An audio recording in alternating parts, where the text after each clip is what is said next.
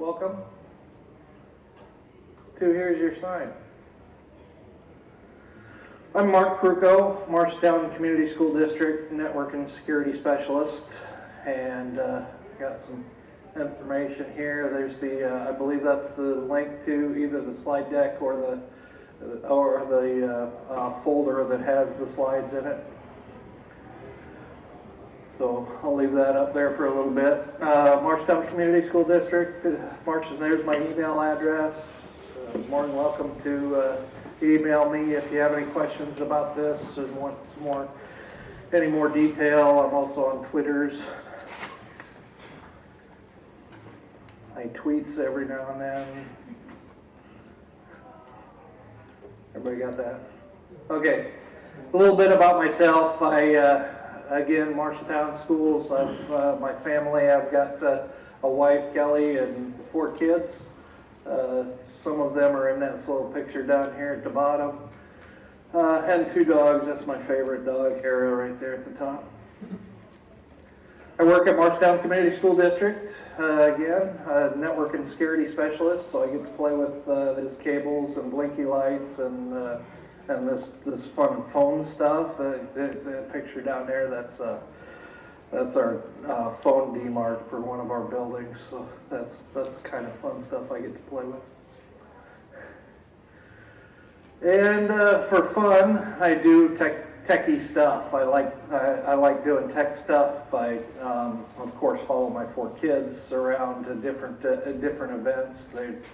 The youngest is a senior in high school, and still doing the band stuff. So we follow him around with was just at state marching band competition at Fort Dodge on Saturday. Get to enjoy that kind of stuff.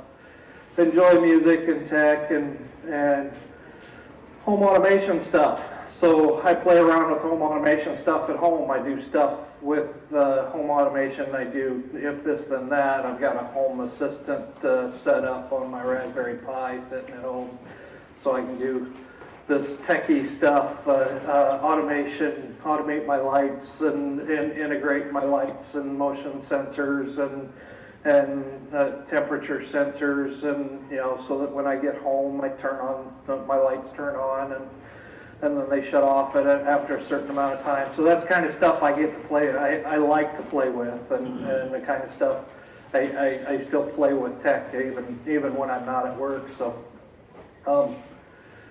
yeah, I was doing some of that fun playing around stuff one day, and was playing around with Amazon Web Services and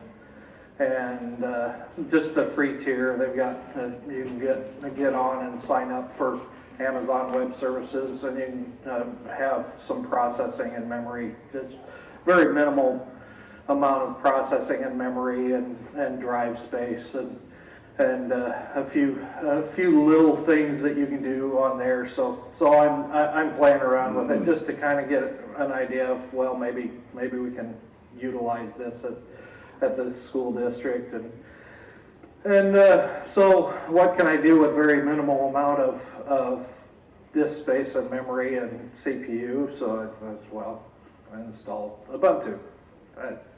Get Linux on there and just play around with that. I'm familiar with that. Been playing around with that kind of stuff for a few years.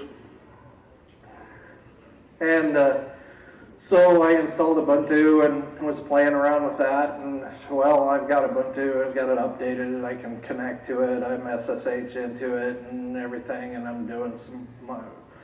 So okay, what can I do now with this limited amount of resources that I have, these limited amount of free resources that I have? And I thought, well, I've been thinking about at home, playing around with Magic Mirror and doing some home automation with Magic Mirror. And if you're not familiar with Magic Mirror, look it up. It's really cool. You can take and put up a mirror in your bathroom, in your house, anywhere, and put a screen behind it. It's one-way mirror, one-way glass, so it looks like a mirror, but right behind it is a display, and you put a flat panel display on the back side, And it's really cool. You can have all kinds of different dashboards and stuff that just come up, and it shows different things, like, you know, it's maybe a calendar or maybe a photo album or something like that. They've even got versions that you can do touch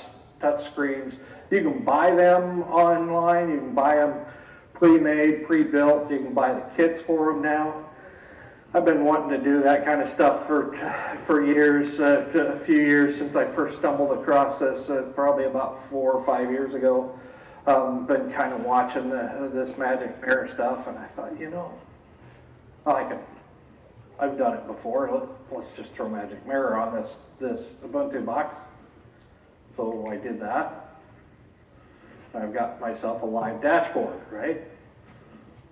So now what? What does that do for me? And I got my wheels started spinning, and like they do sometimes, and things started smoking, and I thought, well, what about signage? What could I do?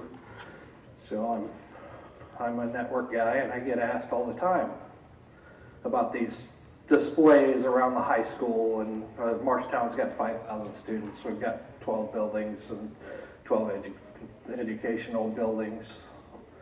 Mike's saying no, 11, whatever.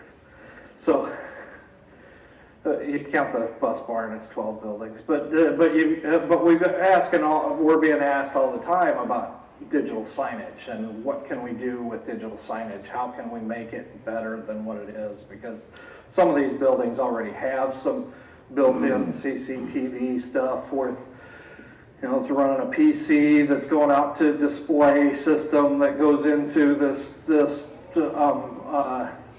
cable TV signal. It's got a box that strips out the channel 3, and then we put channel 3 back into the cable system, so it goes out to all the TVs. And so you turn on channel 3 and you've got the daily announcements on a PowerPoint or a Google slide presentation, right? So we've got all these around, but they keep asking me all the time, well, what can you do to make this a little more dynamic content so that we've got some updated content? Can you put a clock on there? Can you do something real simple and put a clock on there? Can you do a Twitter feed? Can you do temperature? Can you do this? Can you do that? Well, no, not really, because it's just a PowerPoint presentation or it's a computer. Well, we can do it with some software, you know, you get some software and do all this fun stuff. And, well, we've got a few displays. Was it 4 displays around the lunchrooms at the high school and middle school that have our lunch menus on there. There's digital displays. They've got a Chromebit on the back that hooks up to this software that we pay a subscription to, and it, you know, you've probably seen it if you've done any research on that kind of stuff. Displays that do the fun stuff that, you know, you pay a subscription, you pay your license to get it, and then you've got a dashboard. You go in and adjust that stuff and all that fun stuff. So, am I boring y'all yet? So I thought, well, let's do that with this. Let's use this magic mirror and try to do that same thing, but without all that extra software and license fees. Because I've got this free version of Ubuntu and Magic Mirror open source software running this display, right? So all I need to do is just adjust my modules and let's see, how am I going to display that? Oh, let's see, what do I need? I need a back-end system running the software, whether that's on some host. It doesn't really matter what host I'm running. I can run it internal on a virtual system. I can keep it out in the cloud on Amazon or other cloud provider. I could even use a repurposed desktop. I can use maybe a Raspberry Pi even and throw it on there. So I decided to use an internal virtual system now that I've played around enough with Amazon Web Services and know what it's all about. I really don't need that anymore. I've got enough virtual space inside. And then what else do I need? I need this, that's the back-end system. That's just, all it is just basically a web server serving up this content. And then I need a display. I need a TV, some type of display, TV, monitor, whatever. We've got them all over. With a Chromebox, or a Raspberry Pi that's serving up the content, right? Well, we've got Chromebits. I decided to go with a Chromebit and using that with Google's digital signage, and all I have to do is push up, set it to push up the content, to pull the content from the back-end system. So, steps. Get it set up. Step 1, install the OS on whatever system that I've decided to install it on. Install either Ubuntu, or if you're doing it on a Raspberry Pi, you decide to go that route. They're nice, cheap, but if you don't know what a Raspberry Pi is, ask me later. They're fun little Linux systems. You can run Raspbian on that, and Magic Mirror is primarily set up to do that, because you can take that Raspberry Pi and put it on the back of a display, and it's just pushing, bringing up the Raspberry Pi stuff. So that's primarily how to do it, but you can do it the way that I'm doing, playing around and doing it the other way, so that it's pushing it out as a server, a web server. So then once I've got the system set up, then I do the installation, and with the Ubuntu system, it's manual installation. You can't just run the whatever setup. If you go to the Magic Mirror installation, I've got the link there for the installation, manual installation. Download and install the latest mode of latest Node.js version. Install the Node.js, clone the repository, GitHub. It's all the information for Magic Mirror is on GitHub. So all you're doing is copying that repository over to your local system and going into the folder and running the install. Pretty simple. I know I'm not going to take enough time to do this. This is for some reason I thought it was going to be a nice long presentation, but it's real simple. This is easy stuff, at least for me. So then once it's installed, we go in the config manager. These are steps. You should be able to follow these along. I've got the manual steps in the drive folder that I've shared out on the resources for this session. I've got the steps lined out of what you've got to do to install. But once we copy that, once we get it installed, we've got the setup done. It says to run the last command on the manual install is to do npm start, and we don't do that. We can, but there's a few things that we've got to make some adjustments to before we can get it to run. Copy the config file. There's a default sample config file that we just copy that over to config.js so that we can go in and edit that with our favorite text editor, whether that's Vi or I like myself, and then change it so that it's listening on 0000 for the server. The server's actually listening on all IP addresses. It's just got one, but instead of going in and trying to figure out what the IP address is, even though we probably know it by this time, just go in and let it listen on all IP addresses, and then whitelist the IP addresses it's listening for, so the other systems on the other end. We've got to whitelist those systems, and I like to just use the two brackets so that it's listening for all and listening on all, and we can troubleshoot and close it down, secure it later. And then we're going to run node server only, so we're gonna run it, run the Magic Mirror software, so it's serving up the web content, and that's it. It looks like that pretty much when you get started, once you follow all those steps. It's a nice, this is the default screen that with the standard modules. It's got a calendar module up to the left, and you can link those to a Google Calendar. If it's a Google Calendar, there's steps to be able to do that. This text in the middle is just pulling from some text that it's pulling from a config file in that, I think it's compliments is the name of the module.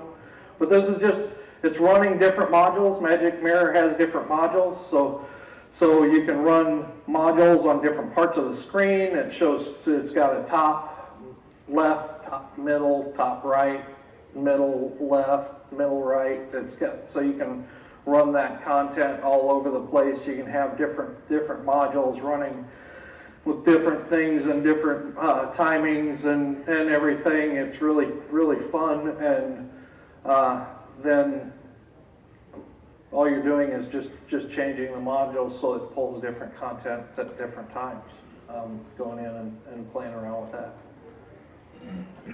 I like to do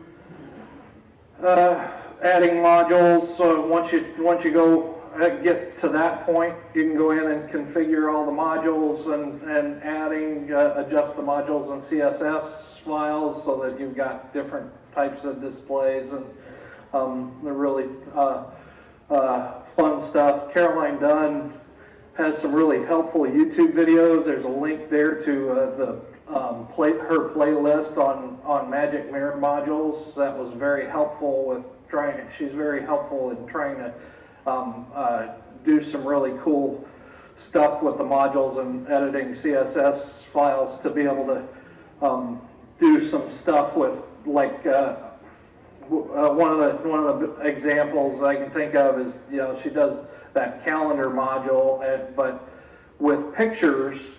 If you have on the back on the back of the display, if you have pictures or some content behind it, sometimes that text just doesn't show up very well. So what she does is edits the CSS so that it's got kind of a gray background, gray square to be able to see that text a little bit better.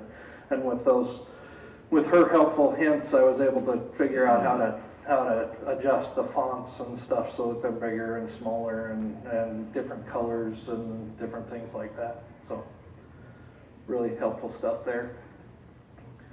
Some of the modules that I like to use that I really thought were cool and helpful for displaying in a school environment, the iframe G slides, which if you were in to begin with before I started this presentation, I had that running in the top middle. That was just this presentation that's just pulling that and just rotating through, and that's what we use now at our high school.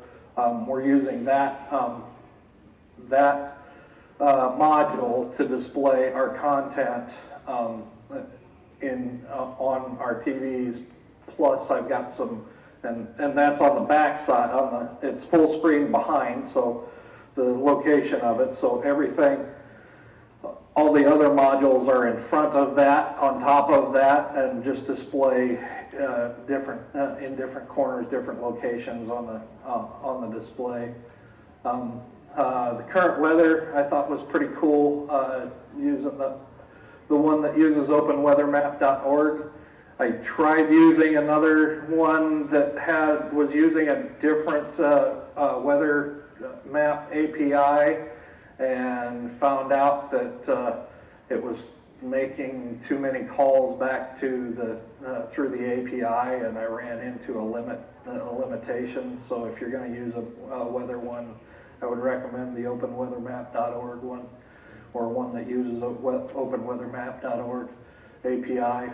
The clock, so that we can have a current time and date. I thought the news feed was pretty cool, but the high school just didn't think that that was relevant information. I thought it was distracting and didn't need the extra stuff on the screen. I thought it was pretty cool because I found a really cool scrolling one that looked like it was a news TV station. So,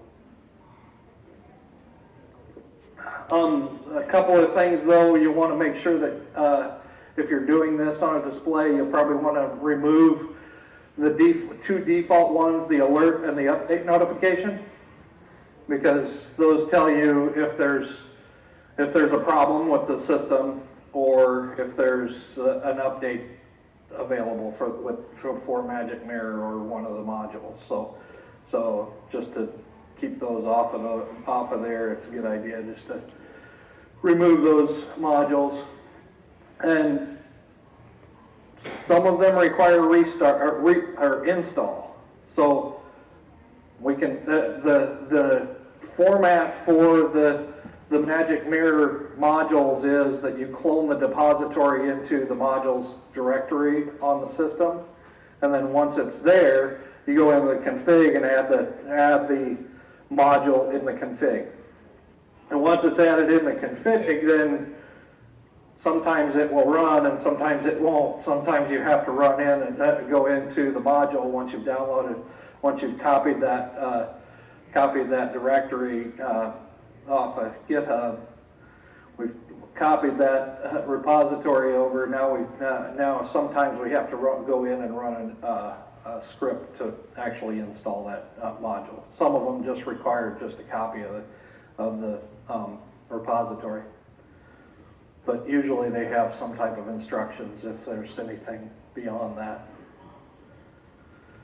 Then after we're done, there's a little housekeeping.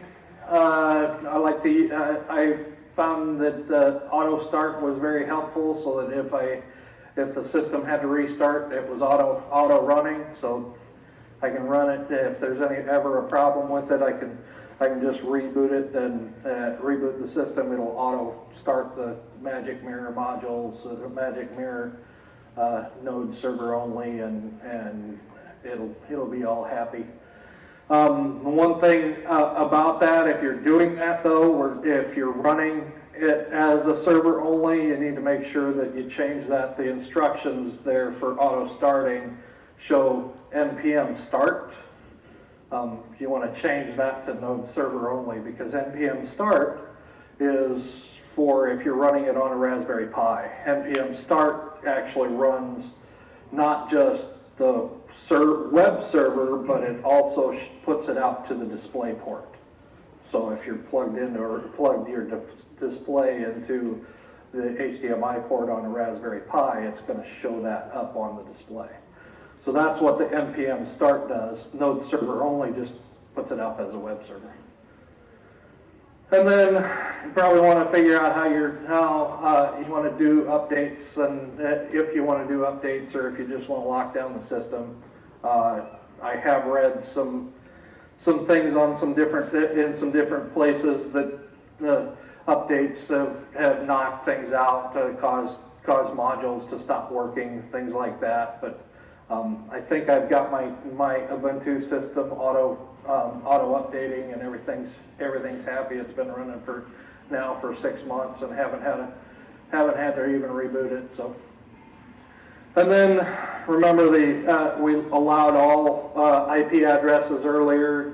It would be a good idea to lock it down and only allow the systems that you want to have access to access the web or the system to be able to access it. So we can go back in there. Okay, we've got our web server up. There's one more step we need to do. We need to connect our digital signage to it, and how we're going to do that. So for us, we have Chrome bit on the back on a display. Using Chrome Sign Builder, you can go into the web store and run the Chrome Sign Builder. It's pretty simple. Find the IP address of your Magic Mirror box and point it to the URL, be the Magic Mirror address and :8080. You reload schedule and repeat the schedule indefinitely, and you're all set. Some other things you might want to think about: presentation color. One of the things that if you're running a slide presentation, some of the presentation colors are viewable better on the different screens. Check your screen size, your display size. Borders, it actually has borders on your displays and how close to the edges you want to get. And then make sure you've got colors that are easy to see, especially if it's a display. You just want to be able to see it, where you're at, how far away you want to be able to read the content, see the content. You want some fonts that are easy to read. And then, as I mentioned earlier with the weather map stuff, API call limits that you might run into. One more thing with a slide presentation, if you just run the slide presentation with the default URL like it says, then you'll have the navigation bar at the bottom, and that's always a little bit of a distractor. So it's a good idea just to add it's a RM equals minimal at the end of the URL for the slide presentation. That removes that navigation bar so you don't see the next slide and all that stuff. And then, okay, two more things. There's a problem with Chromebooks in the second display, so don't think you're going to try to repurpose a Chromebook, because if you want to do digital signage with a Chromebook, it works really well on the default display, but it won't do that digital signage out to, if you hook the HDMI up to a TV, it just won't push the content over there. It only does it on the main display and not the second display. It's one thing we ran into. If you figure out a way to do that, let me know, because we do have a bunch of Chromebooks wouldn't mind repurposing. But that's why we chose to use the Chrome bit and Chrome box. Actually, we use a Chrome bit, but Chrome box is also a good one to be able to use. So you end up with some good dynamic content, cost-effective solution, light administrative tech load. Once I set it up, I don't have to do anything. I haven't touched it since I set it up. We have a slide presentation that they change the content on that slide presentation, and I don't have to touch it. I have a Chromebook running the content just so that I can make sure that it's still running in my office. But that's all I do, is I just check it every now and then, and sure enough, it's still working. And it's better than just a plain slide presentation, which is what we had before. We were just running a slide presentation. So now we've got clocks and temperature, and we can add all kinds of fun stuff into it. Questions? Cool. So this is what I've got running right now. I've got it running on a VBox, a virtual box on this laptop. I've got Magic Mirror running on Ubuntu on a virtual desktop on my desktop, on my laptop, and it's running just this fun content. I've got the slide presentation, the G Slides module here in the middle of the top left is a calendar. The one on the right is a Google Photos, which is pretty cool. You can take and just, it uses the API to connect to Google Photo album. So all I have to do is add a picture to that photo album, and it'll pull the new content in every so often and update the pictures. This one here in the middle is just the compliments one that I pulled out of, and it's more static. They've got ones that can use Google Doc, that you can put different text, different things on, I think, Google Docs, and then Google Notes, so that you can add content that way, some dynamic content that way. So I've got the news one, the default news one running there at the bottom. The size and number of modules comparable, or is it static? Yes, configurable. That I've actually adjusted the size of those, so yeah, they're definitely configurable. Our screens at the high school actually, and maybe it'll come up here in the. I've got a picture of it in the photo album, but yeah, I've adjusted it so that it's just on the back. So there's different regions: top, middle, bottom, left, center, right, and you can put the modules in any of those locations, or full screen behind, full screen front, and then there's like a banner at the top and a banner at the bottom. And I think this is like banner bottom, or there's, yeah, there's. Those 6 zones, can you define the size of those? Yes, yes. That one at the top right was actually much bigger than what it is right now, so I adjusted that down. Like an idea that I have in mind to replace for like show car invitational credits, you have basically 2 modules with the scroller at the bottom. Yep. Both back to the corner. Yep, yep, would work great. So 11:48. Do we got enough time? Anybody want to see me set it up?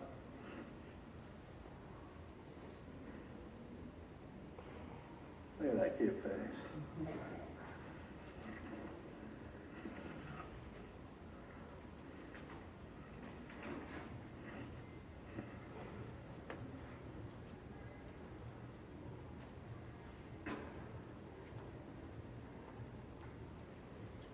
For configuring the zones, is it like CSS style, or is it some custom XML? Yes and no. Yes, both. You can use there is some CSS stuff that you can do, but there's also in the configuration of the Magic Mirror, you can actually set up configuration to adjust the size. A lot of that is just through the default, but you can also run through the CSS stuff and move it, because there are borders on it. With the default CSS stuff, they have borders on it, and the default fonts and colors and stuff. So adjusting those, you can go in through the CSS and adjust it that way, or you can.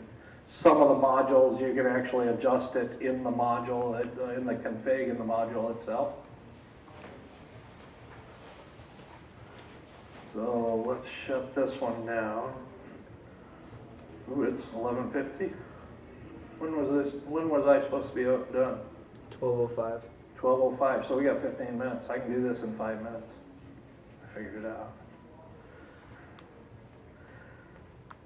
More than welcome to head to lunch early if you want to. Let's shut this down.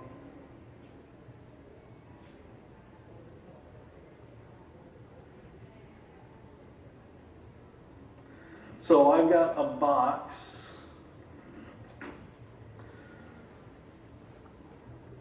I'm just running VirtualBox on my laptop. This system that I'm starting up right now is just Ubuntu, default config, nothing special. I loaded Ubuntu, I did all the updates, I ran all the updates and upgrades and everything on the system itself. So it's just ready to go.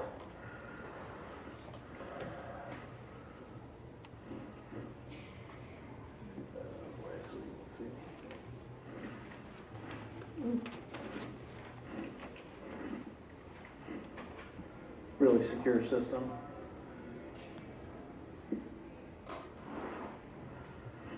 Mark username, mark password.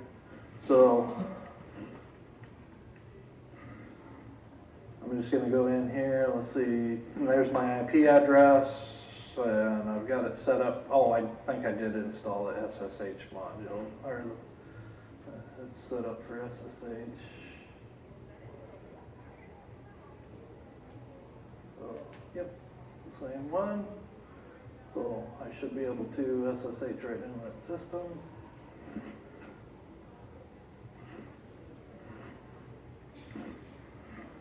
Use my super secret password of Mark.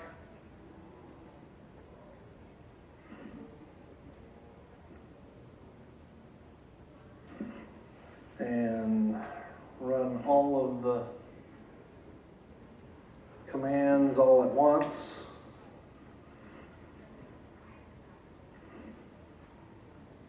Instead of doing each one individually.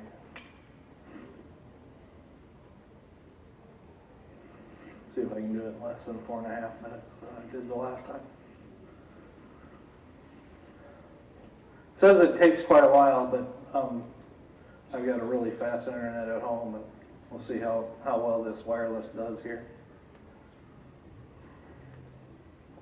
All of those commands are on in that doc, and if you want that, just the one-liner command, I'll put that at the bottom of that Google Doc. And more than welcome to send me an email, drop me an email if you're having any problems or any questions on it. I'd be happy to help.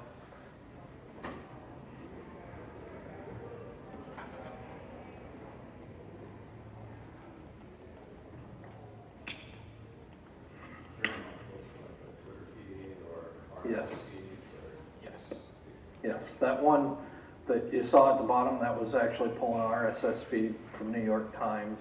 I couldn't figure out the Twitter one. I wasn't able to get it to work, and I don't know if it was a problem with the actual module itself, or if it wasn't displaying at all. So, but there is one for that, and there's I don't know, probably 100 of them out there. There's a bunch of different modules, and there's multiples of each one. The one that I was using for the Google slide presentation, it's just an iframe. So according to the documentation on it, that you can display any website with that. I never tried it, but then there's other iframe ones that just run an iframe. Yeah, internet's a little bit slower up here than it is at home.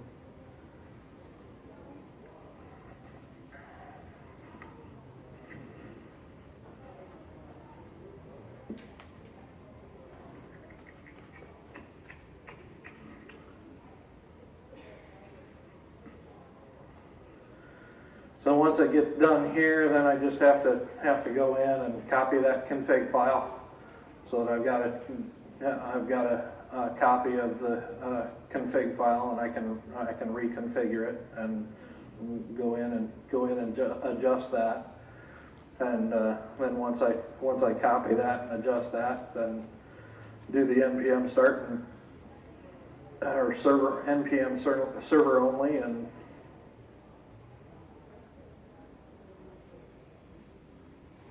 then we should have web content.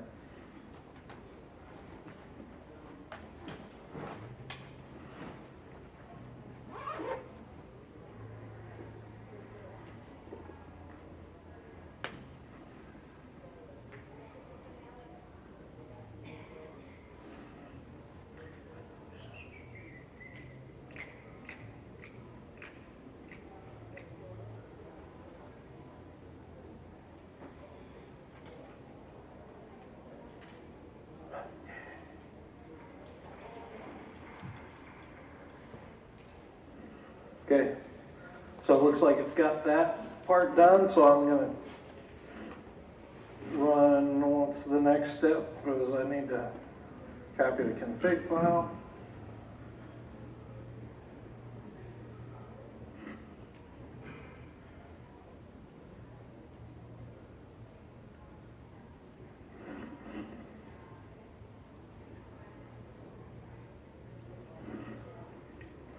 So go into the config directory, copy the config.js.sample to config.js, and we're gonna nano it.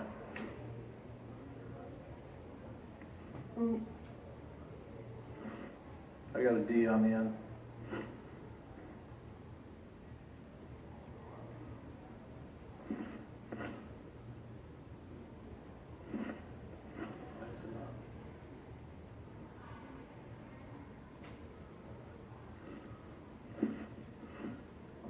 I can't see that up there. That blue font just I can't see it on that screen. Okay, so let's do it this way.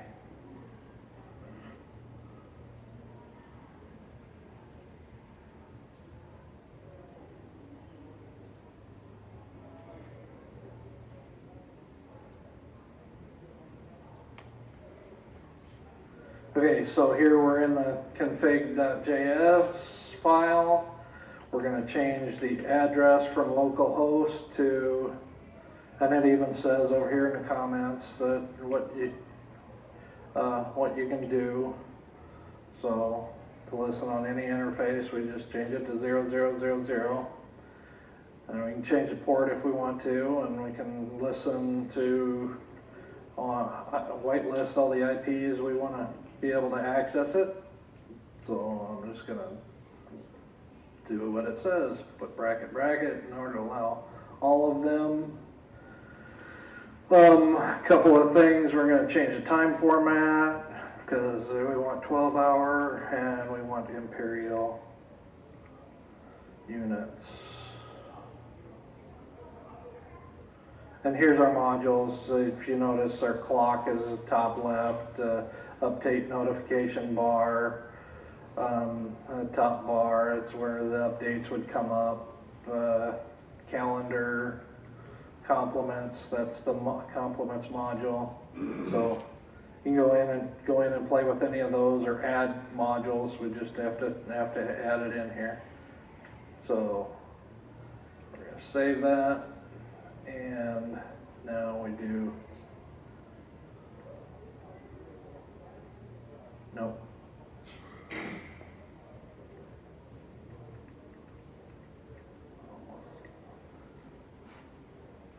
Oop, what did I do?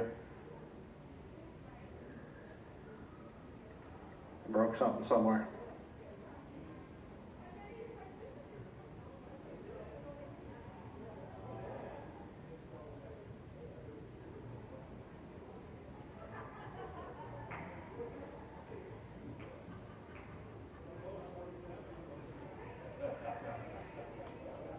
Oh, not NPM, it's node server only. Duh.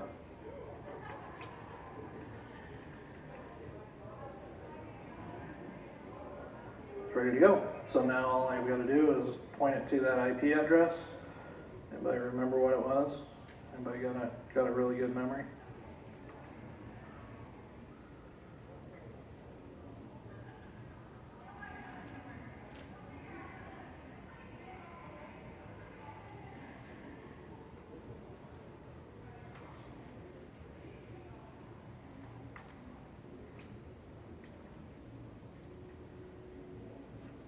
There we go. Looking good today.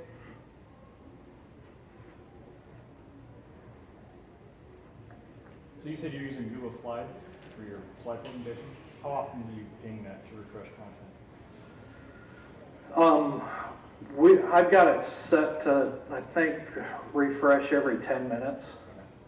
And so as long as it's, and it's just running through, I'm pretty sure it's every 10 minutes, but yeah, the high school does all of the editing of the slides, and all they have to do is just go in and edit the slides. We did work on it a little bit because some of the content was in the way of their slide presentation, so they had to adjust their slide presentation a little bit so that it wasn't interfering with the clock and the temperature and stuff. But